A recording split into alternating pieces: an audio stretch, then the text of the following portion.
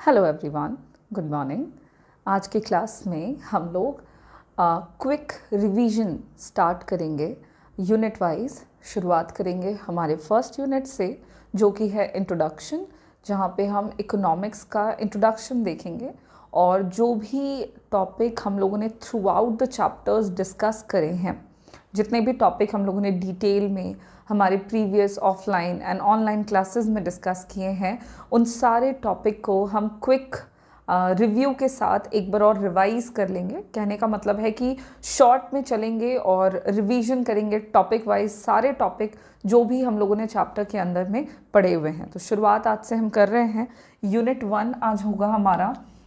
Unit 1 micro economics से बात करेंगे शुरू, जहाँ पे इंट्रोडक्शन हमारा आज का यूनिट है।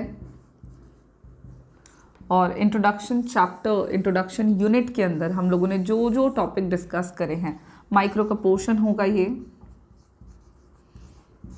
उन सारे टॉपिक को आज के क्लास में हम डिस्कस करेंगे। तो सबसे पहले शुरुआत जो है इंट्रोडक्शन में हम लोगों को करनी है या हम लोगों को जाननी है, सबसे पहला टॉपिक के तौर पे, एंड दैट इज़ इकोनॉमी। ठीक है, इनफैक्ट उससे भी पहले हम लोगों को जो जानना है टॉपिक, वो होगा इकोनॉमिक्स, अर्थशास्त्र। इसी एक टॉपिक को डिस्कस करते हुए हम सारी बातों को डिटेल में जान लेंगे। इकोनॉमिक्स का मतलब क्या था, तो हम लोगों ने पढ़ा है कि अर्थशास्त्र एक विषय है, एक सब्जेक्ट है, ठीक है, या फिर आप कह सकते हैं स्टडी है ऑफ सोशल साइंस। अब चूंकि एक सब्जेक्ट है, मतलब सोशल साइंस है, मतलब इसके अंदर हम स्टडी करते हैं, तो एक ऐसा सब्जेक्ट जहाँ पे हम पढ़ रहे हैं, किस बारे में पढ़ते हैं, जिसको हम अर्थशास्त्र कहते हैं। तो इकोनॉमिक्स एक ऐसा सब्जेक्ट है जहाँ पर हम पढ़ते हैं अबाउट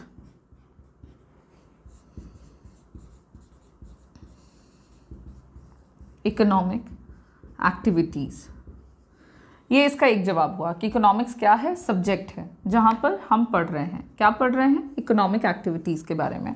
अगर हमें ये वाला टर्म कम समझ में आ रहा है या हम इकोनॉमिक्स को दूसरे तरीके से कैसे डिफाइन करें, तो सेम होगा, रहेगा तो ये एक सब्जेक्ट ही या सोशल साइंस ही, जिसमें के अंदर हम डिस्कस ही करेंगे या स्टडी ही करेंगे। अगर इकोनॉमिक एक्टिविटीज़ नहीं कहना है तो यू कैन ऑल्सो से कि एक ऐसा सब्जेक्ट है जहाँ पर हम पढ़ते हैं अबाउट द इकोनॉमिक प्रॉब्लम्स। आप इकोनॉमिक्स को ऐसे भी कह सकते हैं, या तो बोलिए इकोनॉमिक एक्टिविटीज़ की स्टडी जहाँ कर रहे हैं वो इकोनॉमिक्स है, या फिर कहिए इकोनॉमिक प्रॉब्लम्स के बारे में जहाँ कहीं पर भी पढ़ रहे हैं उसी को हम इकोनॉमिक्स कहते हैं। अब चूंकि दो टर्म आ गए हैं, एक इकोनॉमिक एक्टिविटीज़ और दूसरा इकोनॉमिक प्रॉब्लम्स, तो हम सब ने ये ऑलरेडी डिस्कस किया हुआ है कि इकोनॉमिक एक्टिविटीज़ किसे कहते हैं। दोनों के दोनों पार्ट हैं। और एक बात और, ये दोनों अलग टर्म्स नहीं हैं, एक दूसरे से जुड़े हुए टर्म हैं। अगर हम इकोनॉमिक एक्टिविटीज़ की बात करें तो कहीं ना कहीं ये एक्टिविटीज़ की जाती हैं ताकि इकोनॉमिक प्रॉब्लम्स को सॉल्व किया जा सके। ठीक है, अगर बात करें इकोनॉमिक प्रॉब्लम क्या है, तो इकोनॉमिक प्रॉब्लम जो कि जुड़ी है या रिलेटेड है इकोनॉमिक एक्टिविटीज़ के साथ। तो आप देखोगे तो दोनों ही बातें एक दूसरे से रिलेटेड हैं। इसलिए इकोनॉमिक्स के मीनिंग को डिफ़ाइन करते हुए, इसके मीनिंग को बताते हुए हम बड़े आसानी से कह सकते हैं कि अर्थशास्त्र एक ऐसा विषय जहाँ पर हम इकोनॉमिक एक्टिविटीज़ के बारे में पढ़ रहे हैं या फिर इकोनॉमिक प्रॉब्लम्स के बारे में पढ़ रहे हैं।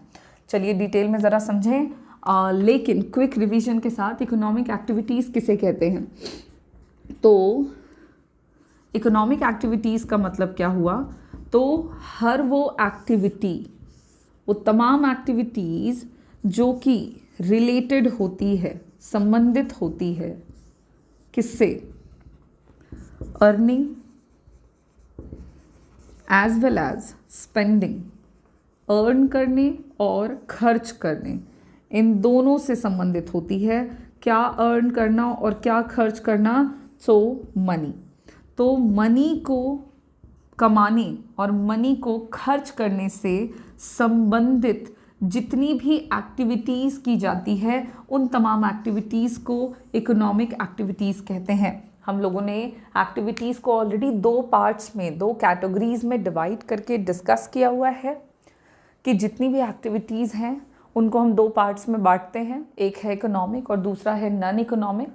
इकोनॉमिक एक्टिविटीज़ का मतलब वो सारी एक्टिविटी जो earning and spending of money से रिलेटेड है, एंड नॉन इकोनॉमिक एक्टिविटीज़ का मतलब वो सारी एक्टिविटीज़ जो आप और मैं कर रहे हैं लेकिन वो अर्निंग और स्पेंडिंग से रिलेटेड नहीं होती है, मनी को कमाने और मनी को खर्च करने से रिलेटेड वो एक्टिविटीज़ नहीं होती हैं। चूँकि इकोनॉमिक्स में हम मनी रिलेटेड टॉपिक डिस्कस करते हैं, अर्थशास्त्र विषय ही है जहाँ पर हम मनी की बातें कर रहे हैं, इसलिए इकोनॉमिक एक्टिविटीज़ ही इकोनॉमिक्स के अंदर इंक्लूडेड है। नॉन इकोनॉमिक एक्टिविटीज़ की चर्चा हम इकोनॉमिक्स के अंदर नहीं करते हैं।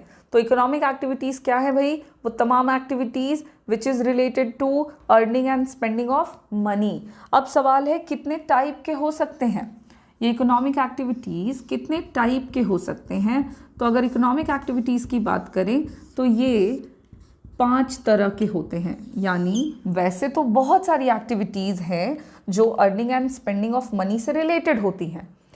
मजदूर का मजदूरी करना, टीचर का स्कूल में, क्लास में, कॉलेज में जाकर पढ़ाना, एक डॉक्टर का अपने पेशेंट्स का इलाज करना से लेकर के एक पंडित जी के अपने जजमान के घर में जाकर के पूजा कराने तक की तमाम एक्टिविटीज़ जो करने के बाद उनको पैसे की प्राप्ति हो रही है वो इकोनॉमिक एक्टिविटीज़ हैं।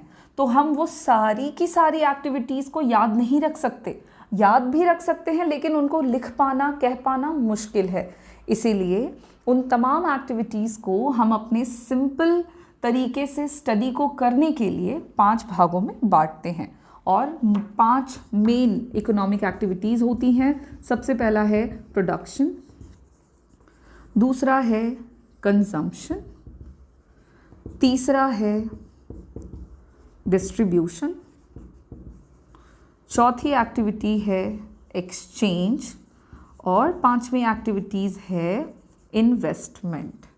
इस तरह से ये 5 मेन इकोनॉमिक एक्टिविटीज़ होती हैं जो कि इस प्रक्रिया से संबंधित है, earning and spending of money से रिलेटेड है। प्रोडक्शन, जिसमें हम गुड्स एंड सर्विसेज को प्रोड्यूस करते हैं with the help of raw materials, जिसको आप इनपुट कह सकते हैं। तो इनपुट से आउटपुट को बनाना इज कॉल्ड प्रोडक्शन। कंजम्पशन एक ऐसी एक्टिविटी है जिसमें हम पैसे खर्च करके वस्तु और सेवाओं को प्राप्त करते हैं और अपनी ज़रूरतों को पूरा करते हैं, अपने वांट्स को सेटिस्फाई करते हैं एज ए कंज्यूमर। डिस्ट्रीब्यूशन एक ऐसी प्रक्रिया है जिसके तहत उत्पादन के प्रक्रिया में योगदान देने वाले जितने भी साधन हैं, फैक्टर्स ऑफ प्रोडक्शन हैं, जो प्रोडक्शन के प्रोसेस में कंट्रीब्यूट करते हैं, उनको हम उनका रिवॉर्ड देते हैं, that is called distribution. Exchange, जहाँ पर पैसों के बदले में वस्तु और सेवाओं का लेन देन किया जाता है। और 5वीं एक्टिविटी है इन्वेस्टमेंट, जहाँ पर पैसों को खर्च किया जाता है प्रॉफिट कमाने के मोटिव से, लाभ कमाने के उद्देश्य से। तो इस तरह से आप देख पा रहे हैं कि 5 एक्टिविटीज़ हैं और ये पांचों एक्टिविटीज़ जितनी भी एक्टिविटी पैसों को कमाने और खर्च करने से संबंधित है वो इन 5 में से किसी न किसी एक कैटेगरी के अंदर आती ही आती हैं। इसलिए हमने तमाम एक्टिविटीज़ को 5 टाइप में बांट रखा है। These are called economic activities. So जहाँ कहीं पर भी हम इनके बारे में स्टडी कर रहे हैं उसी विषय को हम अर्थशास्त्र कहते हैं, एक तरीका। अब चूँकि दूसरे तरीके के बारे में भी हमने देखा, इकोनॉमिक्स एक ऐसा सब्जेक्ट जहाँ पर हम इकोनॉमिक प्रॉब्लम्स के बारे में भी पढ़ते हैं, तो चलिए बात करें इकोनॉमिक प्रॉब्लम्स का क्या मतलब है।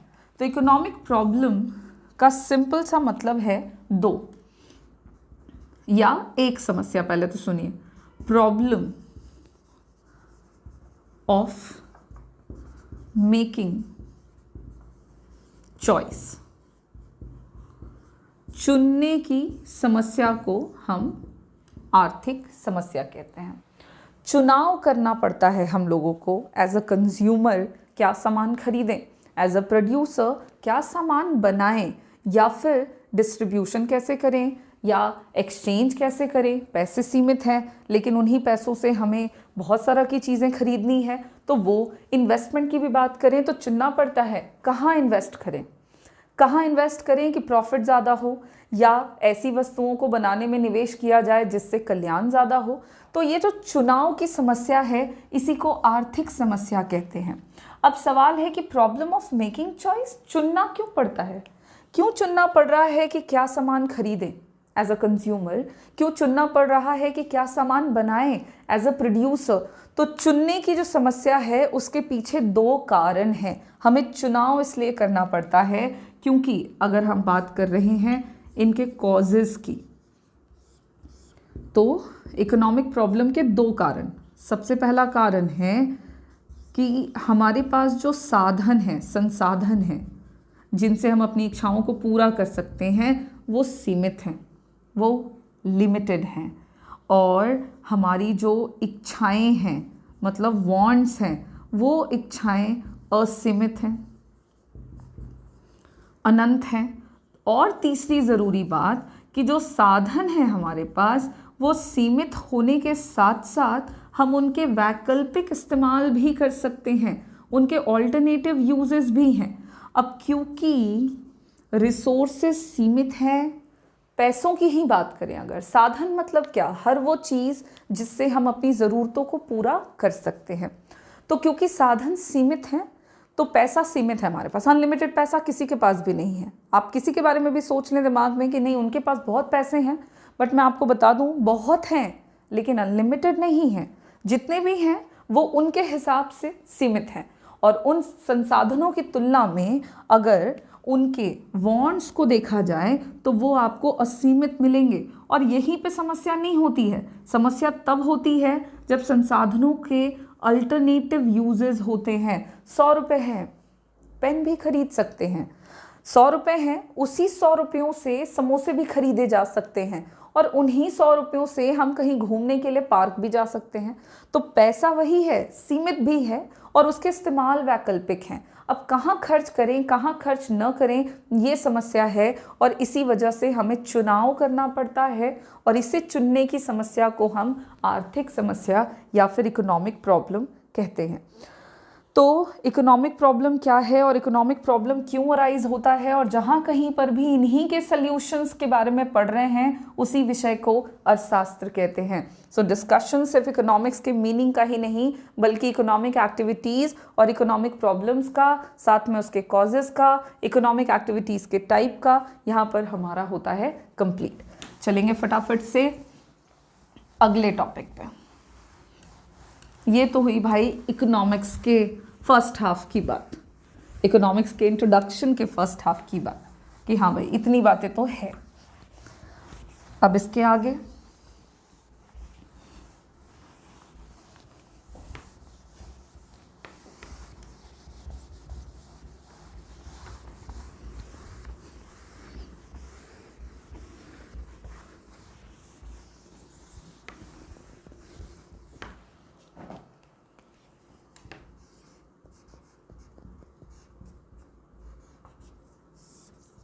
चलिए इसके आगे अगले टॉपिक पे चलें और अगला टॉपिक आता है हमारा सेंट्रल प्रॉब्लम्स।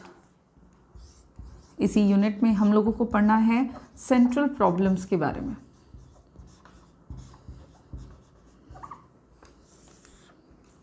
क्या होती है केंद्रीय समस्याएं, अभी अभी हमने डिस्कस किया आर्थिक समस्याएं किसे कहते हैं। Now we have central problems, और ये जो सेंट्रल प्रॉब्लम्स है ना ये हर एक अर्थव्यवस्था से संबंधित है, इकोनॉमी से रिलेटेड होती हैं। अब इससे पहले कि सेंट्रल प्रॉब्लम की बात करें, ज़रा सा इकोनॉमी के बारे में हम लोगों को जानना है कि भाई इकोनॉमी क्या है। ऑल्दो हमने डिस्कस कर रखा है ऑलरेडी, बट जाने कि इकोनॉमी क्या, तो इकोनॉमिक को आप कह सकते हैं प्लेस है, इकोनॉमी को आप कह सकते हैं एक सिस्टम है, या फिर आप कह सकते हैं कि ये एक तरह का अरेंजमेंट है। आप तीनों में से कोई भी एक टर्म इस्तेमाल कर सकते हैं इकोनॉमी को डिफाइन करने के लिए।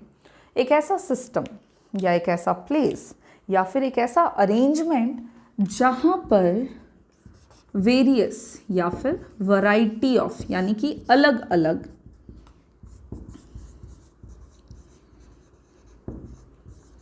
इकोनॉमिक एक्टिविटीज़, जो हमने अभी अभी डिस्कस किया, जहाँ कहीं पर भी अलग अलग तरह की आर्थिक क्रियाएं परफॉर्म की जाती हैं, यानी कि पूरी की जाती हैं, उसी प्लेस को, उसी सिस्टम को हम इकोनॉमी कहते हैं, अर्थव्यवस्था कहते हैं। ठीक है, अब हम बात कर रहे हैं कि चूंकि इस प्लेस पर इकोनॉमिक एक्टिविटीज़ होती हैं, तो इकोनॉमी के केंद्रीय समस्याएं क्या हैं, मुख्य समस्याएं क्या होती हैं।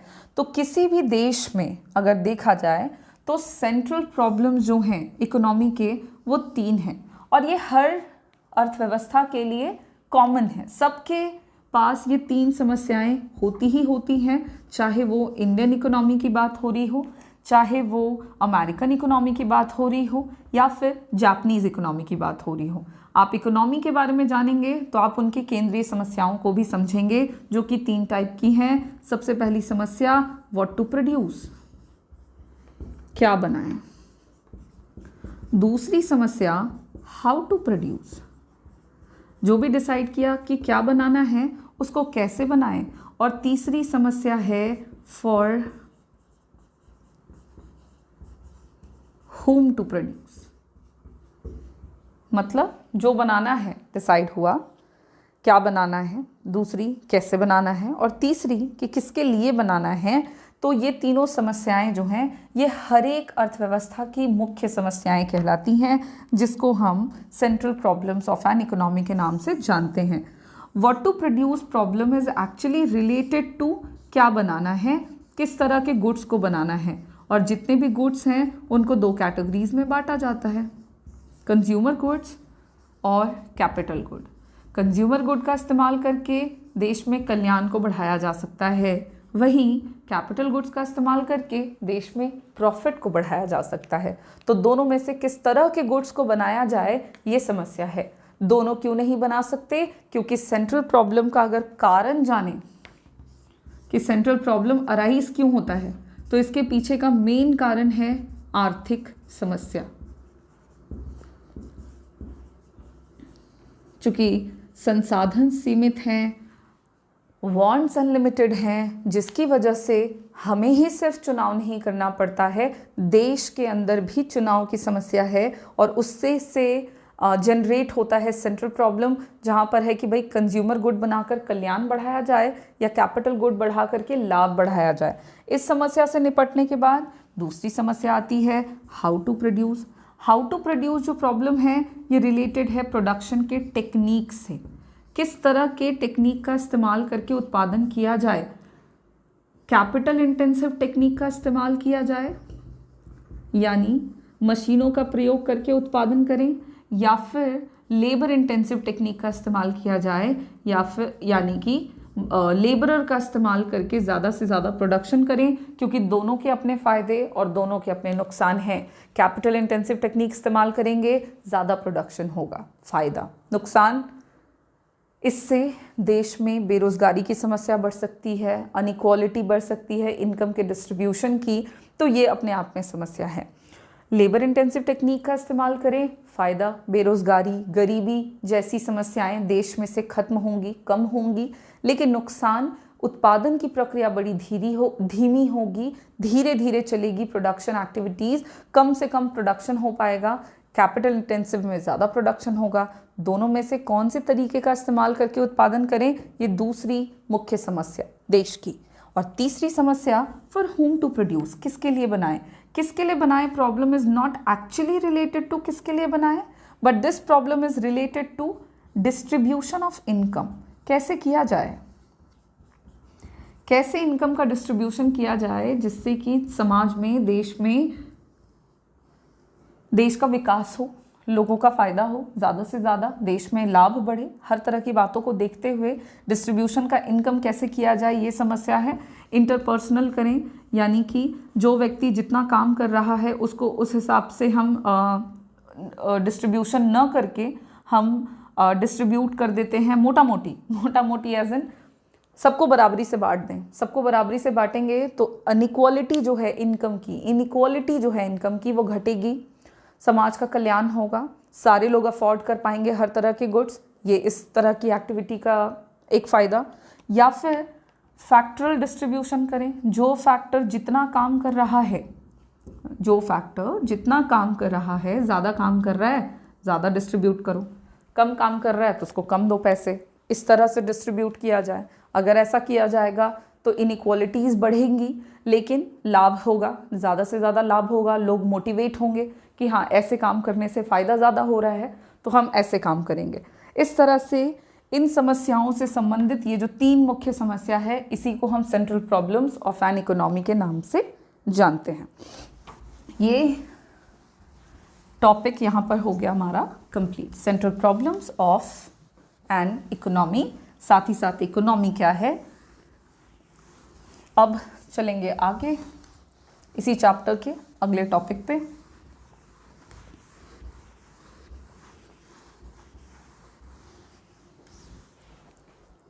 which is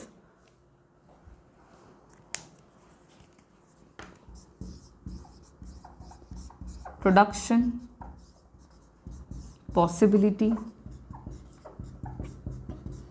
curve, in short PPC।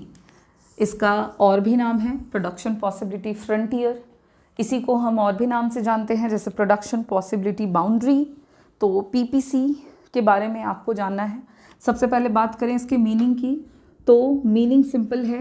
हम देखो कर्व है तो कर्व का मतलब हुआ ग्राफिकल प्रेजेंटेशन। अब ग्राफिकल प्रेजेंटेशन है मतलब चलो ठीक है एक्स और वाई एक्सिस है, बनाते जा रहे हैं, इधर मैं लिखती भी जाऊंगी इधर बनाती भी जाऊंगी, तो ग्राफिकल प्रेजेंटेशन है। Presentation of what? तो प्रेजेंटेशन ऑफ पॉसिबिलिटीज। किस चीज़ की पॉसिबिलिटीज के प्रेजेंटेशन को हम पीपीसी कहते हैं? तो प्रोडक्शन की पॉसिबिलिटीज।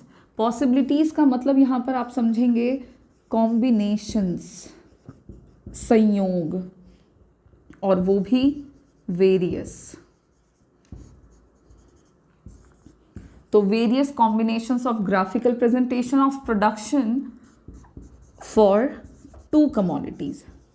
2 वस्तुओं के उत्पादन के अलग अलग संयोगों को ग्राफिकली जिस कर्व के माध्यम से दिखाया जाता है उसे ही प्रोडक्शन पॉसिबिलिटी कर्व कहा जाता है। इस पीपीसी के कॉन्सेप्ट की बात करें तो ये बेस्ड है 2-3 एजम्पशंस पर, यानी कुछ बातों के कंडीशंस के साथ हम पीपीसी को जानते हैं। जहाँ पर सबसे पहला कंडीशन कि जो संसाधन हैं जिनकी मदद से उत्पादन किया जा रहा है वो संसाधन की मात्रा गिवन है यानी कि लिमिटेड है, अनलिमिटेड नहीं है रिसोर्स। दूसरा एजम्पशन है कि जो टेक्नोलॉजी है, जिस टेक्निक का इस्तेमाल करके उत्पादन हो रहा है वो टेक्नोलॉजी कांस्टेंट है। तो टेक्नोलॉजिकल कंडीशन भी आपका गिवन है या कांस्टेंट है। तो गिवन टेक्नोलॉजी एंड गिवन संसाधन, लिमिटेड रिसोर्सेज की मदद से जब 2 वस्तुओं के उत्पादन के अलग अलग संयोगों को, कॉम्बिनेशंस को हम ग्राफिकली प्रेजेंट करते हैं तो उसी प्रेजेंटेशन को हम पीपीसी बुलाते हैं। पीपीसी में हम कर्व बनाते हैं जहां पर एक्स एक्सिस पर एक वस्तु और वाई एक्सिस पर दूसरी वस्तु को लेते हुए जब हम कर्व को ड्रॉ करते हैं तो हमें एक इस तरह का कर्व मिलता है जिस कर्व के हर एक पॉइंट पर हम लोग अलग अलग कॉम्बिनेशन देख पाते हैं 2 कमोडिटीज़ के प्रोडक्शन की, कुछ इस तरह से। अगर इन पॉइंट्स को नाम दे दिया जाए तो अलग अलग पॉइंट जो हैं वो अलग अलग कॉम्बिनेशंस को दिखा रहे हैं। आप देख सकते हैं पॉइंट बी पर एक्स कमोडिटी की कुछ मात्रा, वाई कमोडिटी की कुछ मात्रा, ए पर एक्स की मात्रा कम वहीं वाई की मात्रा ज़्यादा। तो इस तरह से अलग अलग कॉम्बिनेशंस को दिखाता हुआ एक कर्व बन जाता है जिसे हम पीपीसी कहते हैं। अब क्योंकि ग्राफिकल प्रेजेंटेशन है तो 2-3 बातों को जानेंगे। सबसे पहली बात, इस कर्व का स्लोप कैसा होता है, ढाल। तो अगर आप इसके ढाल को देखें, इसके स्लोप को देखें, तो ये आपको डाउनवर्ड मिलेगा। डाउनवर्ड होने के पीछे का रीज़न है ये इन्वर्स रिलेशन दिखाता है बिटवीन द प्रोडक्शन, किसके किसके बीच में उल्टा संबंध दिखाएगा, तो प्रोडक्शन ऑफ टू गुड्स, दो वस्तुओं के उत्पादन के बीच में उल्टा संबंध दिखाता है ये कर्व, जिसकी वजह से इस कर्व का स्लोप डाउनवर्ड होता है। वहीं बात करेंगे इस कर्व का आकार, शेप कैसा है, तो पीपीसी कर्व का जो शेप होता है वो आप देखेंगे कॉनकेव है। ये कॉनकेव होता है टू द ऑरिजिन, ऑरिजिन के टूवर्ड्स ये कर्व का शेप कॉनकेव होने के पीछे का रीज़न होता है मार्जिनल रेट ऑफ ट्रांसफॉर्मेशन, यानी कि इस कर्व में आप देखोगे कि जब आपको एक वस्तु की मात्रा एक्स्ट्रा प्रोड्यूस करनी होती है तो आपको अगले वस्तु की मात्रा को सैक्रिफाइस करना पड़ता है। इसी को हम बुलाते हैं मार्जिनल रेट ऑफ ट्रांसफॉर्मेशन। एक वस्तु की मात्रा अगर बढ़ानी है तो अगले की मात्रा को घटाना पड़ेगा। तो MRT वही है आपका मार्जिनल रेट ऑफ ट्रांसफॉर्मेशन में हम देखते हैं कि एक वस्तु की मात्रा में वृद्धि करने के लिए अगले वस्तु की मात्रा को कितना सैक्रिफाइस किया जाता है, और इसी की वजह से प्रोडक्शन पॉसिबिलिटी कर्व का जो शेप है वो कॉनकेव टू द ऑरिजिन होता है। तो ये इस कर्व के फीचर्स भी कहलाते हैं। और इस तरह से पीपीसी का मीनिंग, उसका शेप और उसके आकार की अगर हम बात कर रहे हैं तो ये सारी चीज़ें यहाँ पर होती हैं कंप्लीट। पीपीसी से रिलेटेड आपको और भी टॉपिक पढ़ने हैं, जैसे इसके फीचर्स आपसे पूछे जाते हैं तो आप यही फीचर्स बताएंगे, इसके शेप के बारे में, इसके स्लोप के बारे में। उसी तरह से आपसे पूछा जाएगा कि प्रोडक्शन पॉसिबिलिटी कर्व, पूछा क्या जाएगा मतलब हम टॉपिक यहाँ पे डिस्कस कर रहे हैं तो हम उसी के बारे में बात कर रहे हैं कि पीपीसी के कर्व में आपको चेंजेस भी देखने को मिलते हैं। चलिए उसी से रिलेटेड बात कर लेते हैं।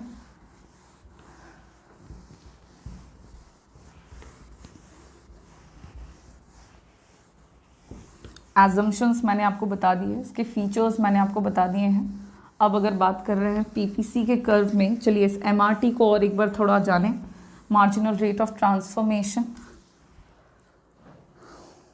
तो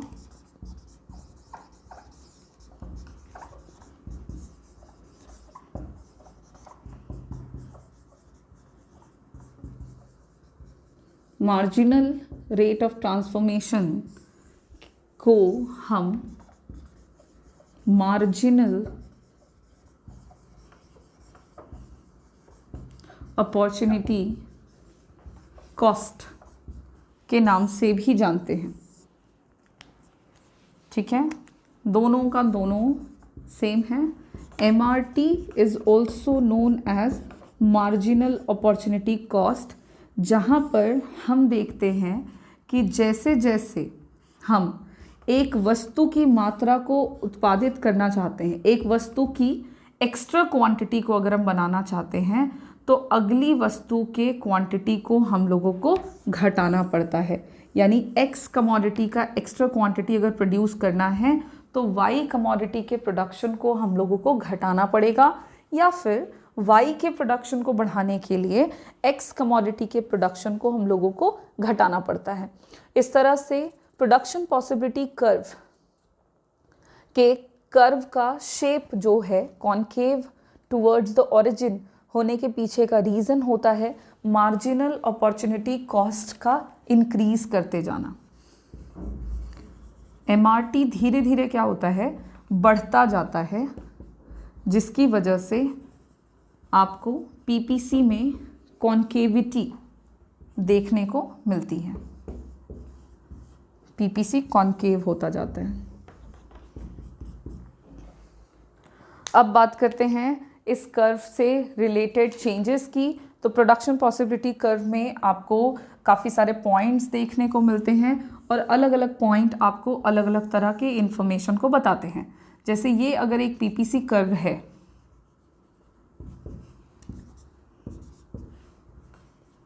तो इस कर्व के ऊपर अगर कोई पॉइंट है, इस कर्व के ऊपर अगर कोई पॉइंट है तो वो पॉइंट बताता है optimum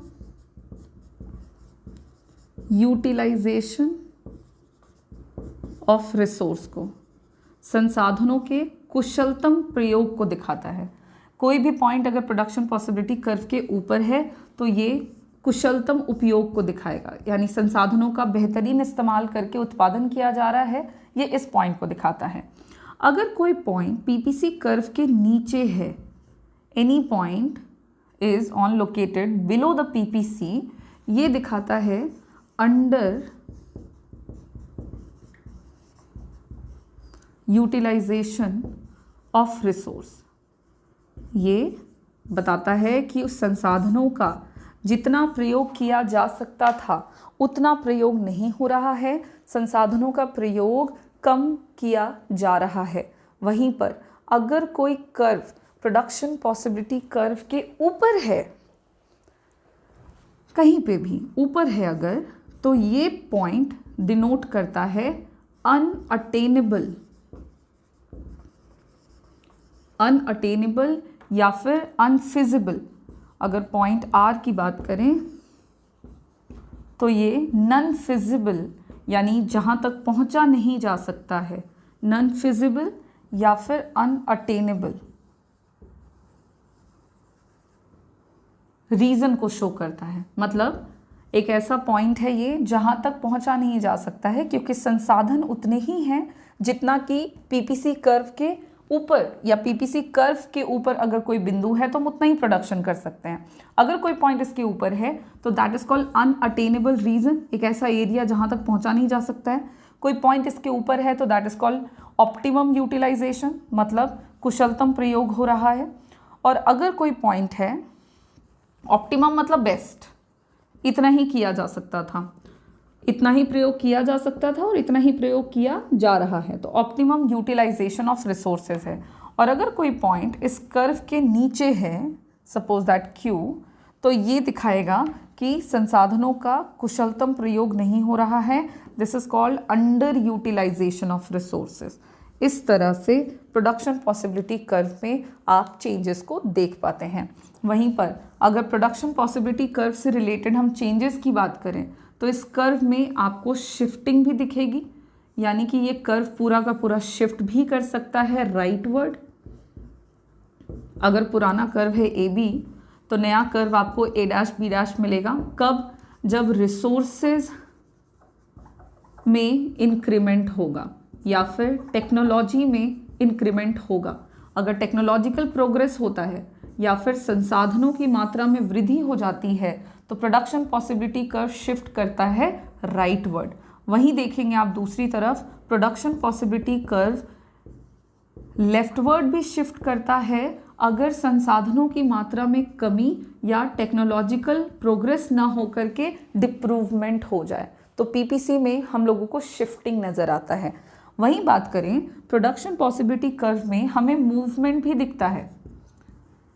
production possibility curve rotate भी हो सकता है। अगर किसी एक वस्तु की मात्रा या किसी एक वस्तु के उत्पादन में जो भी टेक्निक या जो भी संसाधन इस्तेमाल किए जा रहे हैं, अगर उसमें किसी तरह की वृद्धि होती है, मान लीजिए गुड एक्स में जो भी रिसोर्स यूज़ हो रहा है वो इम्प्रूव हो जाता है, तो पीपीसी रोटेट करेगा ऑन द एक्स एक्सिस। वहीं पर अगर वाई कमोडिटी के प्रोडक्शन में यूज़ होने वाले गुड्स के केस में आप देखेंगे कि डिप्रूवमेंट हो रहा है या चेंज होता है किसी एक वस्तु में, वाई कमोडिटी में चेंज हुआ या एक्स में चेंज हुआ, तो इस केस में आप पाएंगे कि पीपीसी का जो कर्व है वो रोटेट करता है एक्स एक्सिस से या फिर वाई एक्सिस पे। इस तरह से रोटेशन एंड शिफ्टिंग भी पीपीसी के कर्व में देखने को मिलता है। इसी के साथ हमारा जो पहला चैप्टर है, पहला यूनिट है इंट्रोडक्शन, और उसके अंदर के जितने भी टॉपिक हैं उसको हम लोगों ने क्विक फॉर्म में रिवीजन करने की कोशिश करी है। होप ये लेक्चर क्लास आपके लिए हेल्पफुल हो, आप इसको एक बार कंसिडर करें। अगर आपके लिए इस तरह के क्लासेस हेल्पफुल होंगे देन हम नेक्स्ट यूनिट को भी इसी तरह से इसी फॉर्म में डिस्कस करेंगे हमारे अगले क्लास में। Thank you.